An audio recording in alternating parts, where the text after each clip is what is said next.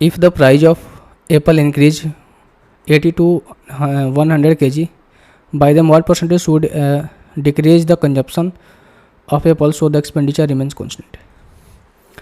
देखो हम इस केस में हम क्या करते हैं, सीधे सीधे रेशियो ले लो, इनका रेशियो लेंगे तो 20 चौका 80, 20 500, ठीक है भाई। जो प्राइज हो गई 4 से 5 बढ़ गई, और प्राइस जो है डायरेक्ट इफेक्ट करता है किस पे, कंजम्पशन पे इफेक्ट करता है। अगर प्राइस को बढ़ाओगे तो कंजम्पशन क्या हो जाएगा, घट जाएगा। इन्वर्सली प्रोपोर्शनल होता है, ठीक है।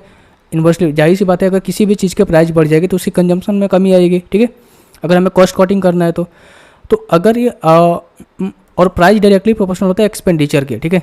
अगर मैं बात करूँ भाई प्राइस बढ़ा रहा हूँ तो एक्सपेंडिचर भी बढ़ेगा। अगर मान चलो कोई सामान की वैल्यू जो है 2 रुपये है, ठीक है, तो आपका एक्सपेंडिचर 2 रुपये। अगर यही सामान की वैल्यू 4 रुपये होगी तो आप इसी सामान को खरीदने के लिए 4 रुपये खर्च करोगे, यानी कि एक्सपेंडिचर कितना हो जाएगा, 4 रुपये। लेकिन अगर कंजम्पशन में चीज़ें थोड़ा सा उल्टी होती है, क्योंकि अगर मान चलो प्राइस 4 रुपये है तो कंजम्पशन, अगर पहले प्राइस 4 रुपये थे, ठीक है, कंजम्पशन करने वाले व्यक्ति 2 थे, अब प्राइस बढ़ के 8 रुपये हो गए, अब कंजम्पशन करने वाले व्यक्ति कितने हो जाएंगे, 3 हो गए। तो कंजम्पशन बढ़ेगी ना, ऐसा कोई गारंटी तो नहीं है कि 8, अगर इसकी प्राइस की वैल्यू बढ़ाएंगे तो जो पहले कंजम्पशन थी वही आज भी होगी, ऐसा नहीं है। तो ये चीज़ें होती है।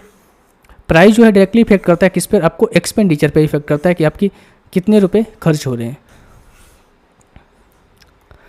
तो हम कह सकते हैं भाई कि प्राइस कितना थी, 4 से 5 बढ़ गई, हमें कंजम्पशन को कम करना है। कितना कम करना है, हमें बोला ना प्राइस जो है डायरेक्टली, प्राइस जो है इन्वर्सली होता है किसके, कंजम्पशन के। तो हम कह सकते हैं कि भाई कंजम्पशन का रेशियो कितना हो जाएगा, 5:4 हो जाएगा। यानी कंजम्पशन कितना था, पहले 5 था तो अब कितना हो गया, 4 हो गया।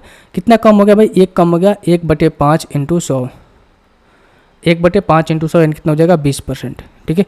कंजम्पशन आपका 20% कम हो गया, ऑप्शन नंबर 3। हमेशा याद रखना है कि प्राइस जो है हमेशा इन्वर्सली प्रोपोर्शनल होता है किसका, कंजम्पशन के, और प्राइस जो है डायरेक्टली प्रोपोर्शनल होता है एक्सपेंडिचर के, ठीक है। ये चीज़ें हमेशा याद रखना, ताकि तब इस तरीके से क्वेश्चन आप आसानी से कर पाओगे। तो उम्मीद है क्वेश्चन आपको सही समझ में आ गया होगा कि भाई अगर उसको एक्सपेंडिचर को सेम रखना है तो उसे कंजम्पशन को कम करना पड़ेगा, कितना, 1/5 × 100 यानी 20%।